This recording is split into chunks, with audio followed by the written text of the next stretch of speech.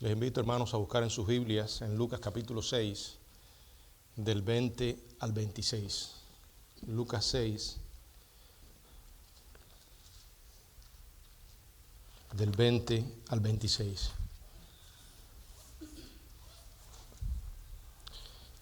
Dice la Biblia, y alzando los ojos hacia sus discípulos decía: bienaventurados vosotros los pobres, porque vuestro es el reino de Dios. Bienaventurados los que ahora tenéis hambre, porque seréis saciados.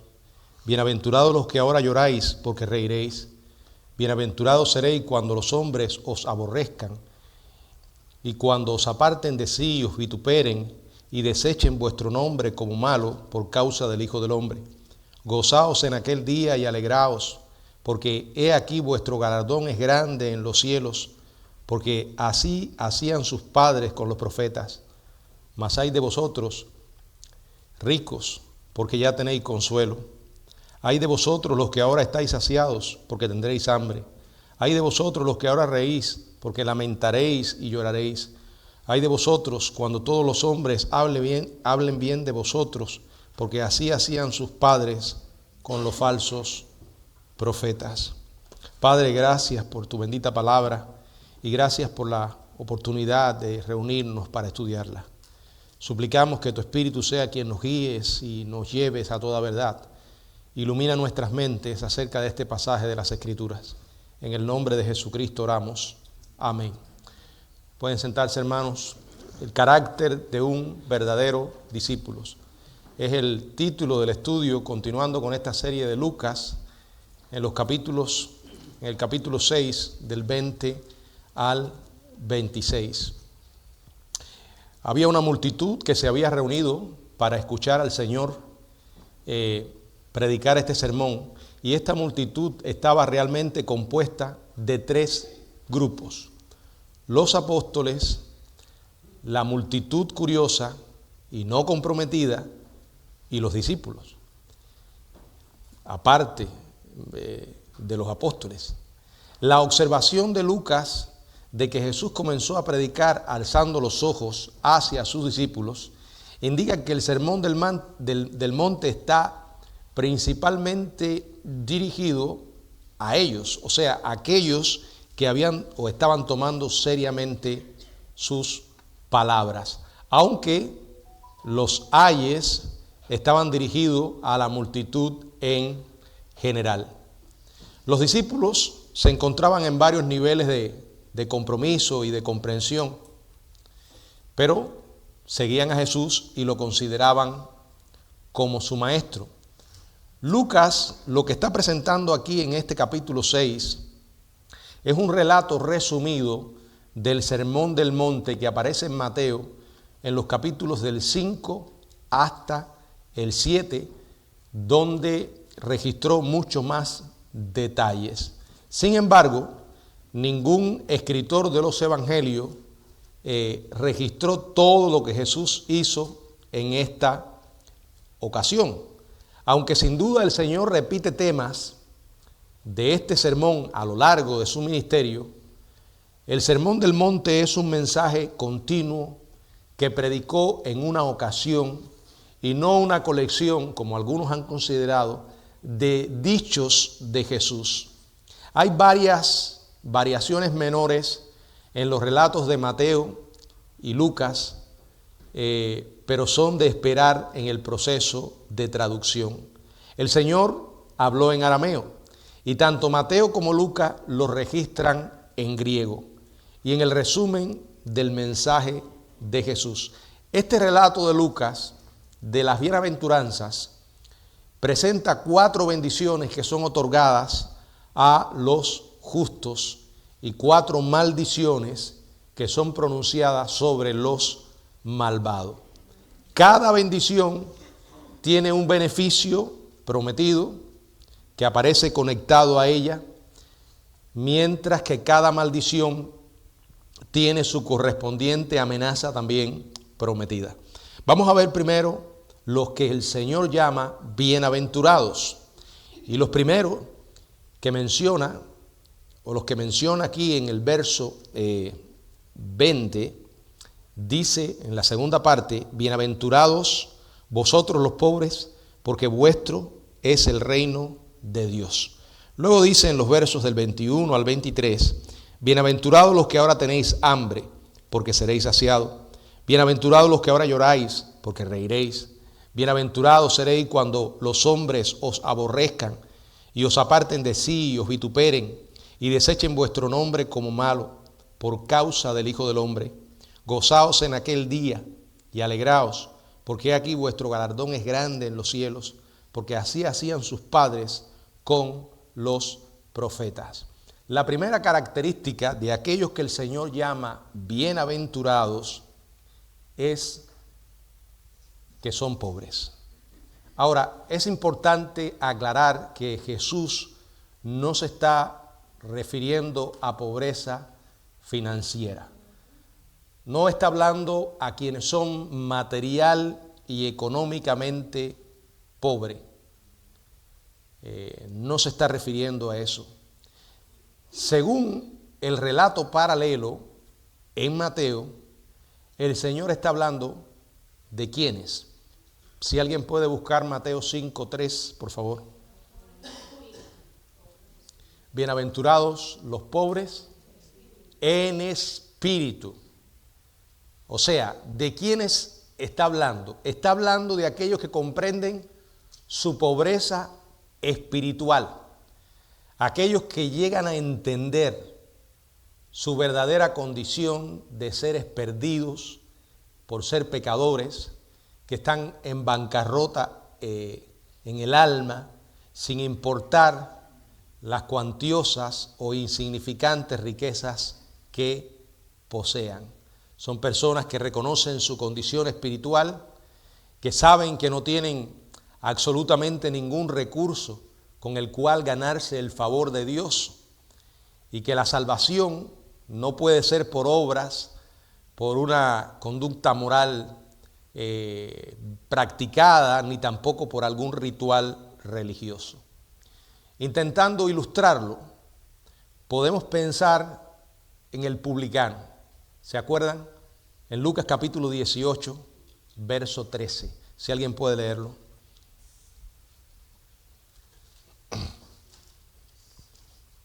Mas el publicano, estando lejos, no quería ni aún alzar los ojos al cielo, sino que se golpeaba el pecho diciendo: Dios, sé propicio a mí, pecador. Hay bienaventuranza en reconocer la pobreza espiritual. De hecho, una persona no puede entrar en el reino de los cielos si no reconoce eso, si no se humilla, si no entiende por la gracia de Dios que es un pecador y es capaz de orar como este publicano: Señor, sé propicio a mí, que soy pecador. Dolorosamente hay muchas personas que se creen que son buenas, ignorando la realidad bíblica de que no hay justo ni aún uno, ignorando de que todos somos pecadores, de que todos, por cuanto somos pecadores, estamos destituidos de la gloria de Dios. Jesús describe a tales personas en Lucas capítulo 4, verso 18, como pobres, cautivos, ciegos, oprimidos, y a ellos les predicó el evangelio del perdón, de la gracia, de la misericordia. Por eso no podemos llevar el evangelio de la gracia o la parte de la gracia si antes no le hemos explicado a la persona por qué necesita esa gracia. Si no hemos hecho lo que dice la Biblia, presentar el cuadro espiritual de nuestra verdadera condición sin Dios. La palabra del Señor dedica muchos textos y mucho espacio para hablar de la condición perdida del hombre. Y esto debe ser parte de toda presentación del Evangelio. Por eso Él dice: bienaventurados los pobres, porque de ellos, dice la Biblia, es el reino de Dios. Y hace un momento dije que si una persona no reconoce su pobreza espiritual, su condición perdida, no puede entrar en el reino de Dios. Por eso no tiene sentido que vayas a alguien ofreciendo a un Cristo más parecido a un mago o a un Dios que vendrá a ti a sacarte de problemas y de dificultades y a concederte todas tus peticiones. No, tenemos que presentar primero la verdadera condición que la Biblia enseña acerca del hombre. Y por la gracia de Dios, el corazón endurecido es quebrantado y la mente, el espíritu es iluminado. Y entonces la persona entiende que es pecador y es cuando está listo para valorar la gracia de Dios y recibirla. Dice: bienaventurados los pobres en espíritu, porque de ellos es el reino de Dios. El tiempo presente del verbo es indica que a la vista hay más que solas bendiciones futuras en el reino milenial terrenal. Sabemos que un día Jesucristo va a reinar literalmente sobre el trono de David. En el libro de Apocalipsis capítulo 20 se habla de esta gloriosa realidad donde el Señor estará reinando y el diablo será atado por 1000 años. A pesar de lo que muchos dicen, todavía Jesús no está reinando literalmente sobre el trono de David. Esas promesas que Dios hizo en el Antiguo Testamento a David no se han cumplido. ¿Dónde está Jesús hoy? Está en el cielo, compartiendo el trono con el Padre. Pero dice la Biblia que está intercediendo por nosotros.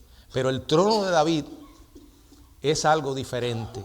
Es un trono terrenal y eso no se ha cumplido. Pero cuando habla aquí del reino de Dios no se está refiriendo solo a eso. Esa es la expresión visible de ese reino de Dios por un tiempo de 1000 años. Los creyentes también ahora disfrutamos las bendiciones de ese reino. ¿Cómo? Justicia, paz y gozo en el Espíritu Santo, como dice Romanos capítulo 14, verso 17. Jesucristo dijo: yo he venido para que tengan vida. No dijo para que la vayan a tener en el futuro, no, para que tengan en el presente.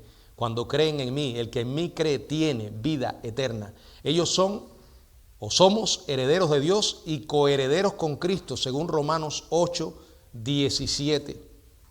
Podemos disfrutar en el presente las bendiciones del reino, la vida eterna, la gracia, la misericordia, el perdón, la esperanza, la seguridad, consuelo, paz, amor, justicia. Pero una persona no estará lista para recibir eso mientras no reconozca su verdadera condición espiritual. Una segunda característica de los bienaventurados, dice él: bienaventurados los que ahora tenéis hambre. Mateo 5:6, ¿qué dice? Si alguien puede leer. Bienaventurados los que tienen hambre y sed de justicia, porque ellos serán saciados. O sea, aquí va más, la información es mayor. Aquí se explica qué tipo de hambre y sed de justicia. O sea, esta hambre no se refiere tampoco a falta de comida. No hay ninguna bienaventuranza en pasar hambre físicamente. Aquí se está hablando de la falta de justicia. Vivimos en un mundo injusto. ¿Por qué? Porque hay pecado. Y donde quiera que esté el pecado hay injusticia. Se trata de un anhelo intenso, profundo, por la aceptación de Dios. Es el segundo paso después de reconocer la pobreza espiritual y de reconocer la verdadera condición que tenemos delante de Dios, anhelarlo a Él, anhelar su justicia, ese anhelo intenso, profundo. La imagen que ilustra es la de los mendigos espirituales, empobrecidos y hambrientos, que tienen ansia de la justicia que no pueden obtener por cuenta propia. Por muy, meticulosa y cuidadosa que sea la justicia humana, siempre puede equivocarse y no alcanzará la verdadera justicia, porque el hombre es imperfecto, pecador. Esa hambre y sed de justicia es la que el salmista describe en el Salmo 42, si alguien puede leerlo, verso 1 y verso 2, por favor. Como el ciervo brama por las corrientes de las aguas, así clama por ti, oh Dios, el alma mía. Mi alma tiene sed de Dios, del Dios vivo. ¿Cuándo vendré y me presentaré delante de Dios? Muchas veces leo estas palabras y oro, Señor, ayúdame a tener esa hambre y esa sed de ti que tenía el salmista. Ese anhelo profundo por Dios y no por lo que nos pueda dar. No es ir a Dios con una mente utilitaria, sino hambre y sed de Dios por quien es Él, su persona. Pero ¿saben qué? Si usted no conoce a ese Dios, porque no tiene una relación profunda con Él, si no conoce su carácter, si no conoce su fidelidad, si no ha experimentado ese amor incondicional para contigo, entonces no podrás anhelarlo. ¿Cómo podemos conocerle?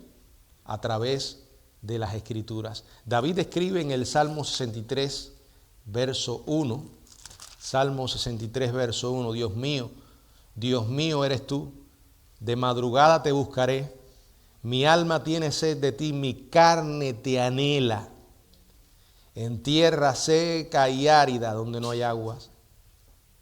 ¿Han meditado seriamente en estas palabras?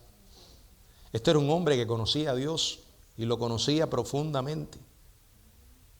Él le dice, mi Dios, Dios mío eres tú. Y para él no había tiempo suficiente para deleitarse en la presencia de Dios. No importa si era de madrugada te buscaré. En la tranquilidad de la noche, en la quietud de la noche. ¿Por qué? Porque su alma tiene sed de Dios. Mi carne te anhela. ¿Dónde? En tierra seca y árida donde no hay agua. Las tierras secas y áridas son tierras que torturan. ¿Por qué?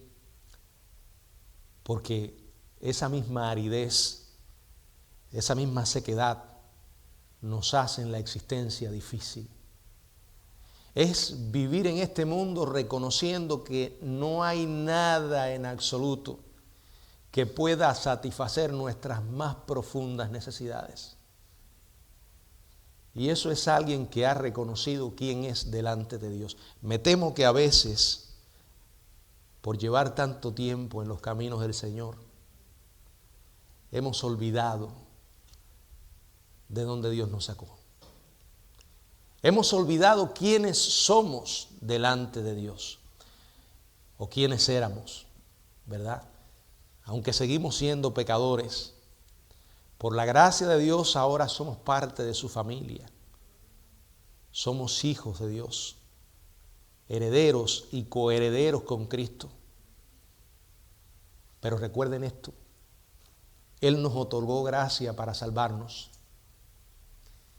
Y con esa misma gracia es que podemos seguir relacionándonos cada día. ¿De qué tienes hambre? ¿De qué tienes sed? ¿Puedes realmente decir que tu carne anhela a Dios? Los que tienen verdadera hambre por la justicia un día serán saciados. ¿Qué dice el Salmo 34:10? Salmo 34:10.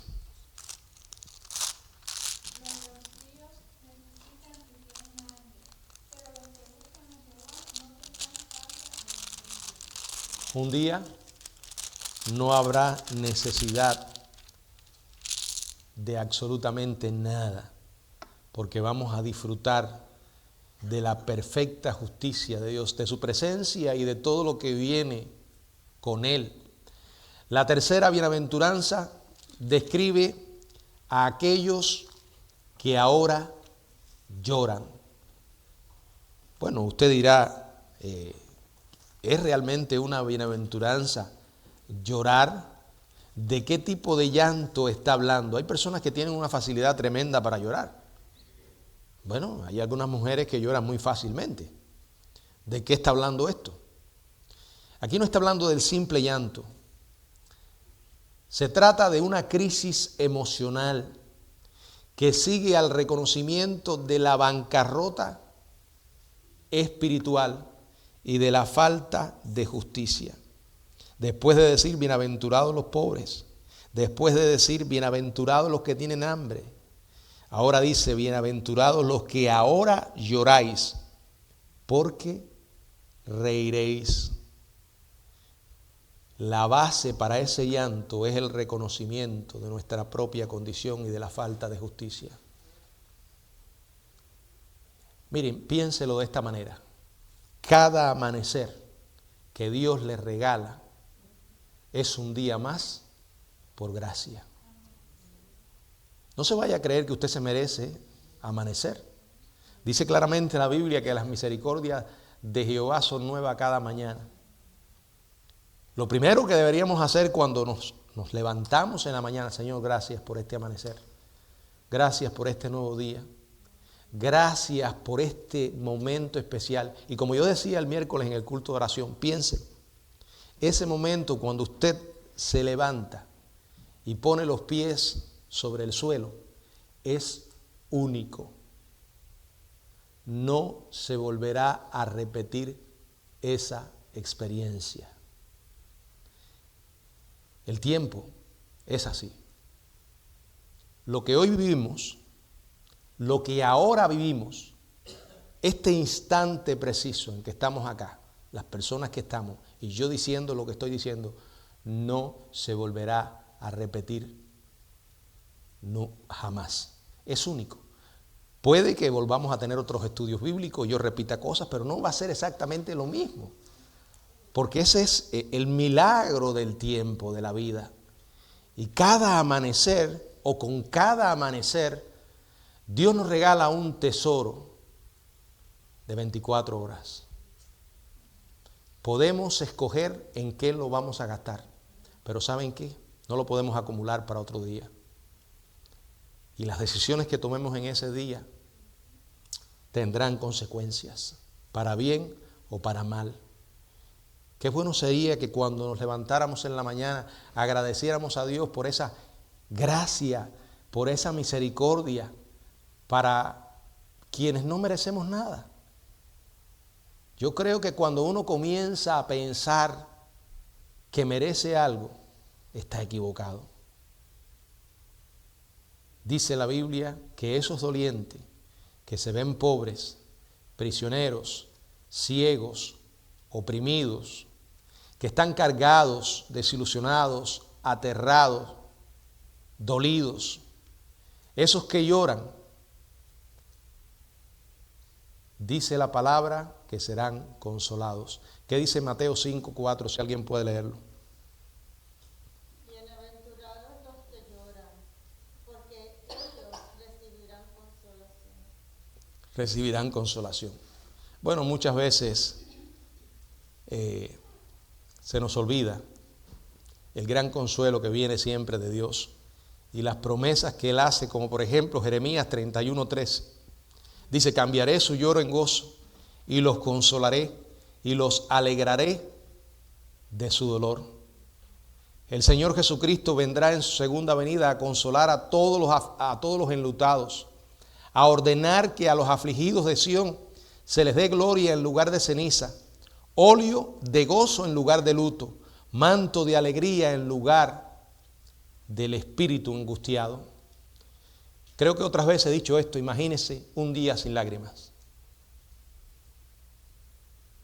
No puede, ¿verdad? Si yo le digo, imagínese un día con lágrimas, todo se nos será muy fácil. Porque lloramos muy pronto en la vida. Nacemos llorando. Nacemos llorando. Y pronto, una y otra vez, lloramos. Lloramos por cosas que ocurren a las personas que amamos, a nuestros amigos y también a nosotros. ¿Por qué lloramos? Por el pecado. ¿Puedes imaginar un día sin lágrimas? Bueno, eso va a ocurrir. La Biblia dice que enjugará Dios toda lágrima de los ojos de ellos. Ya no habrá más llanto ni más dolor. De verdad lo leo y digo, Señor, si esto es así como tú lo dices, es maravilloso, gloriosamente grande. ¿Por qué usted y yo no conocemos otra cosa que no sea el sufrimiento por el pecado?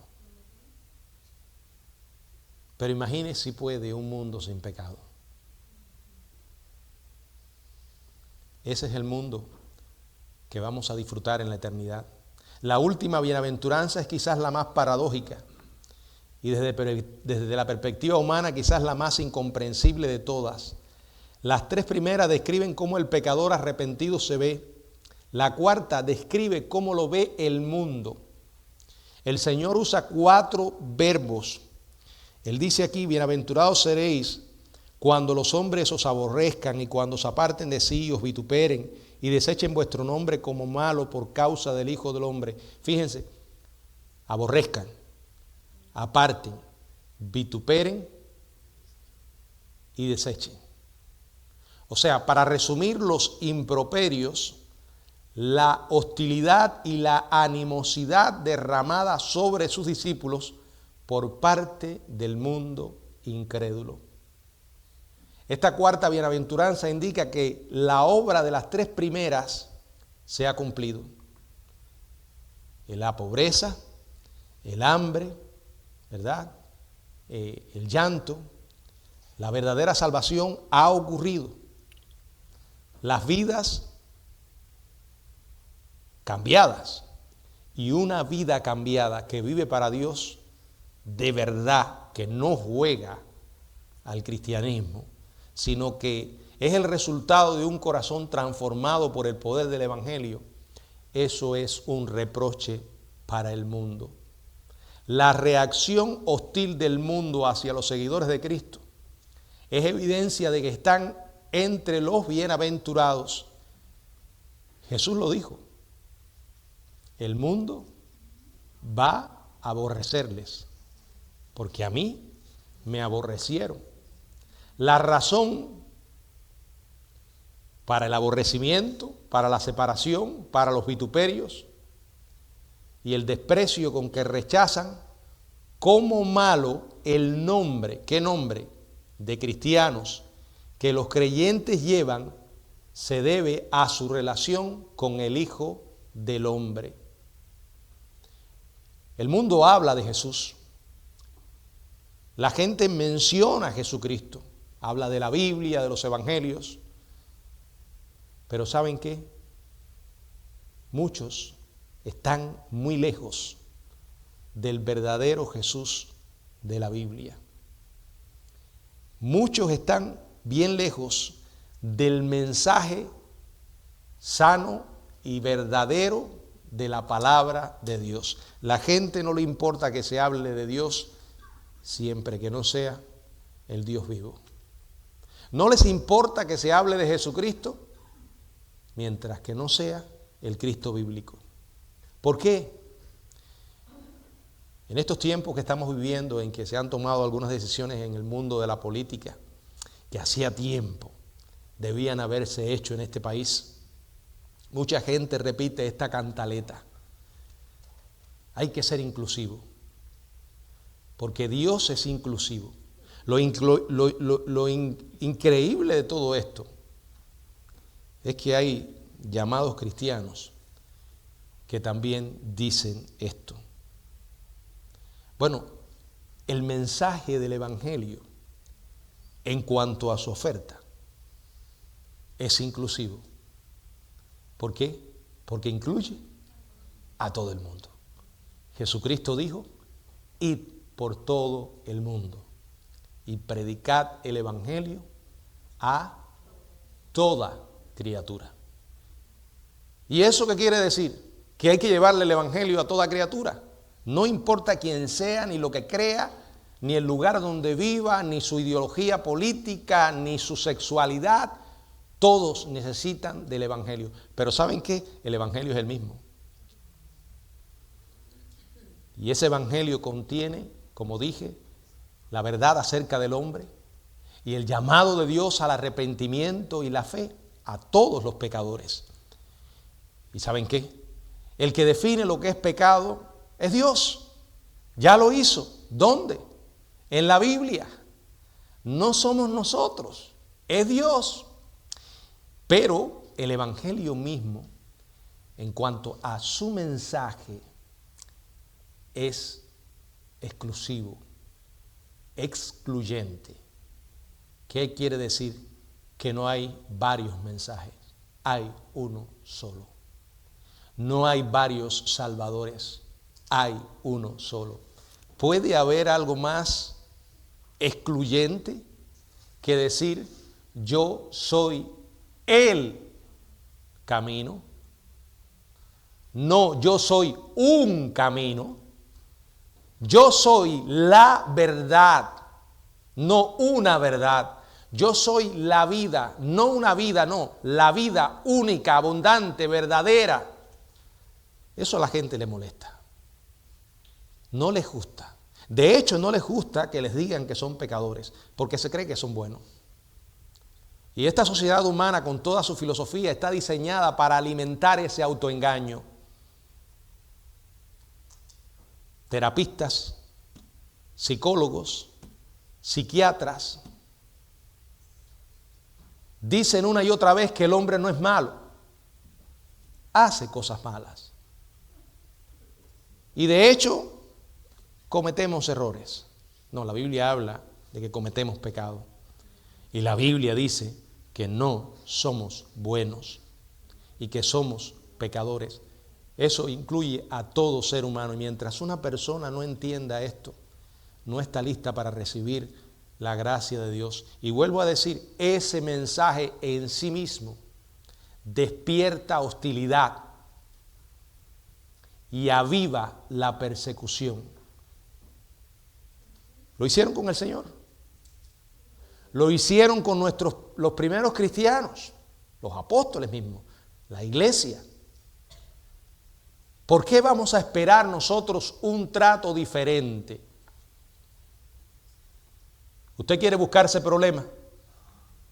Bueno, no queremos buscarnos problemas, pero ¿saben qué? Limítese a proclamar el Evangelio de Jesucristo y verá cómo despierta la hostilidad y el rechazo de las personas. Siempre habrán quienes van a creer, pero también habrán otros que van a rechazar. Sobre todo en estos tiempos donde hay tantas personas enceguecidas, endurecidas en sus pecados. Pero en vez de abatirse y atemorizarse, cuando la persecución se presente, Jesús dijo: gozaos en aquel día y alegraos. Oh, eso tiene que estar mal. ¿Cómo voy a gozarme? Sí, lo dice el Señor, en aquel día. En aquel día indica que la persecución no será el destino constante de los creyentes, sino que ocurrirá de manera ocasional. Hechos 2:47 describe una época en que la iglesia tenía favor con todo el pueblo, mientras se registra otro periodo en Hechos 9:31. Pero habrá persecución, tenemos que esperarla y tenemos que estar listos para mantenernos firmes en lo que hemos creído. Y recuerda, hermanos, hay cosas que no se negocian y no se pueden cambiar. El Evangelio es la principal. El Señor Jesucristo es el principal. ¿Por qué? Porque de eso depende la salvación del mundo. En lugar de alegrarse porque saben, en lugar de entristecerse, dice la palabra, que se alegren, porque sabemos que grande es el galardón en el cielo. Porque nuestra experiencia no es la única. Dice la Biblia a sus discípulos, porque así hacían sus padres con los profetas. ¿Se acuerdan de Pablo y Silas? Que eran perseguidos, fueron apresados, llevados a una cárcel, y mientras estaban allí en el cepo, dice la Biblia que cantaban himnos a Dios y los presos los oían. Hay bienaventuranzas, pero también hay maldiciones. Vamos a ver los versos del 24 al 26, si alguien puede leerlo. Mas ay de vosotros, ricos, porque ya tenéis vuestro consuelo. Ay de vosotros los que ahora estáis saciados, porque tendréis hambre. Ay de vosotros los que ahora reís, porque lamentaréis y lloraréis. Ay de vosotros cuando todos los hombres hablen bien de vosotros, porque así hacían sus padres por los falsos profetas. Aquí hay un contraste con lo que acabó de decir. Habló de los pobres, ahora habla de los ricos. Quiero aclarar que ser rico no es un pecado en sí. Abraham, Job, Nicodemo, José de Arimatea fueron ricos. Y de acuerdo con Deuteronomio 8:18, Dios concede el poder para obtener la riqueza. Eso de que los ricos son malos y los pobres son buenos es una basura ideológica, socialista, comunista, de gente resentida, amargada, que no logran nada en sus vidas y entonces quieren sacarle el dinero a los que pudieron lograr algo. No es cuestión de dinero. ¿De qué está hablando? Los ricos que se ven aquí son aquellos que se creen ricos en el reino espiritual, que creen que sus buenas obras son suficientes para obtener la salvación. Un buen ejemplo es el fariseo en la historia del Señor. Si alguien puede buscarlo, Lucas 18, 11 y 12.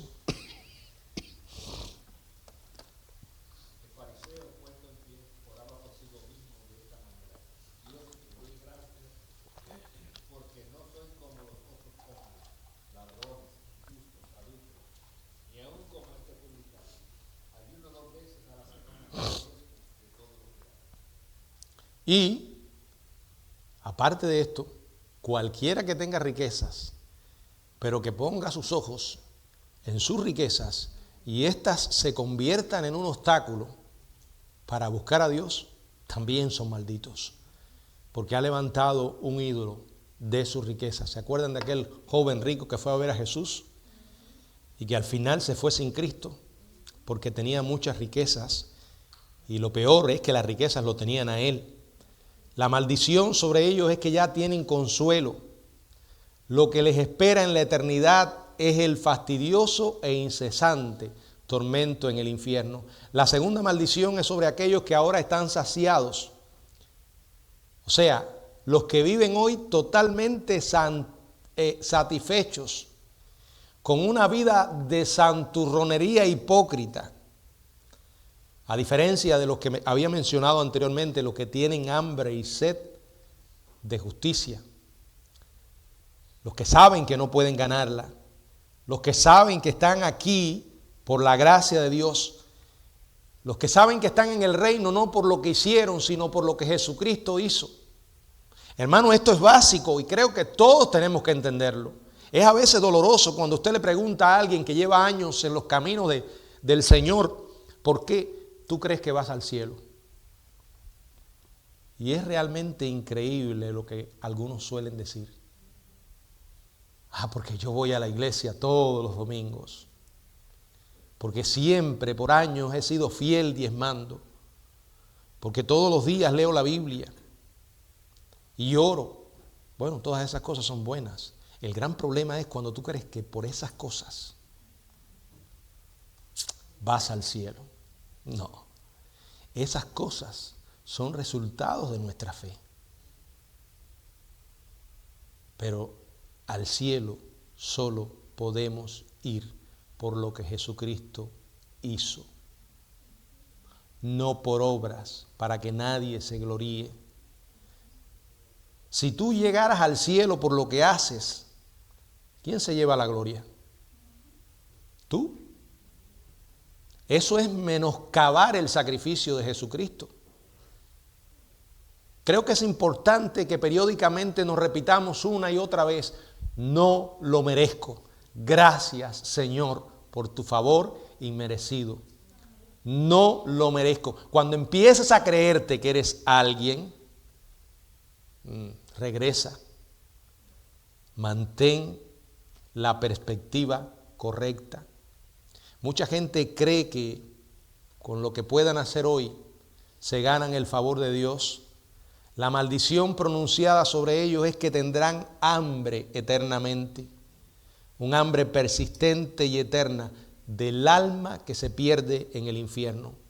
Una tercera característica dice: malditos los que ahora ríen, porque lamentaréis y lloraréis.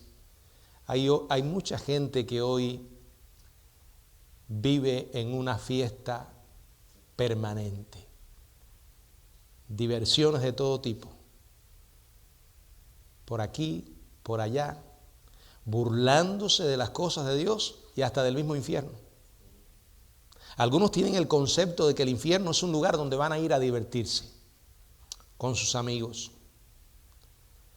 Cuidado con esa risa. Cuidado esa risa que es provocada por esa satisfacción y ese falso, esa falsa suficiencia en sus logros religiosos, por esa moralidad superficial, porque es un engaño.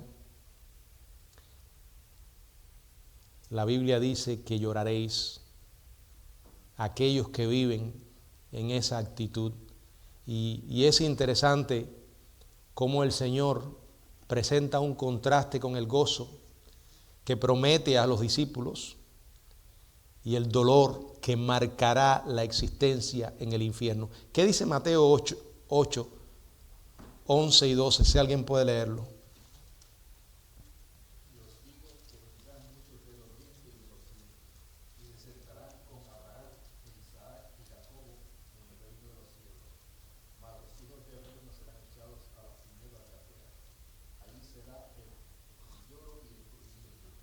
El lloro y el crujir de dientes. Es una expresión que encontramos una y otra vez en la Biblia para describir el infierno. ¿Qué quiere decir? Bueno, yo creo que esas expresiones nos dan una idea, aunque no seamos capaces de percibirla a profundidad, porque nos quedamos limitados en nuestra humanidad, pero nos dan una idea del sufrimiento y el tormento que se va a experimentar en el infierno. Es un lugar y hay que tomarlo serio. El Señor lo dijo. Bueno, el último ay dice: ay de vosotros, cuando todos los hombres hablen bien de vosotros, porque así hacían sus padres con los falsos profetas. Creo que si esto pasa, uno debe preguntarse: ¿estoy realmente representando el nombre de Jesucristo como debo hacerlo?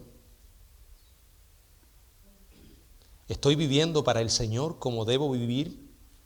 ¿Soy realmente sal y luz del mundo? Yo no estoy hablando de una hipocresía religiosa. Estoy hablando de una fe encarnada, viva, de alguien que es auténticamente un hijo de Dios. Y recuerden, todo hijo de Dios reconoce su verdadera condición, sabe cómo llegó aquí y cómo se mantiene, por gracia, no merece nada. Creo que una vida que se vive de esa manera va a producir un impacto en los que lo ven vivir. Y como dije, también va a despertar cierta hostilidad. ¿Por qué? Porque tú no vas a seguir la corriente del mundo. Tú, cuando tengas que decir no, lo dirás. Cuando tengas que ponerte de pie y proclamar lo que crees sin miedo, aunque seas tú solo, lo vas a hacer. Sin orgullo, sin soberbia, sin santurronería, simplemente diciendo lo que crees y por qué lo crees. Más de una vez hemos visto cristianos que en lugar de transformar al mundo terminan transformados. ellos. En lugar de producir un impacto en los demás, terminan haciendo lo que los demás hacen. Miren, yo quiero que entiendan algo. Esto no se trata de una vida legalista o de falsa religión. Se trata de que nuestra fe tiene que tener implicaciones externas. Yo nunca olvidaré en el tiempo que estuve en el servicio militar que había momentos en los que, la presión era tan grande que tenía que pedirle a Dios una dosis especial de su gracia para poder seguir adelante. Muchos jóvenes venían y me hacían ciertas preguntas y me las hacían delante de los demás. Las preguntas más, que ustedes sean capaces de imaginarse, me las hacían, esperando que yo les diera una respuesta. Y muchas veces estaba en la tentación de quedarme callado, pero no.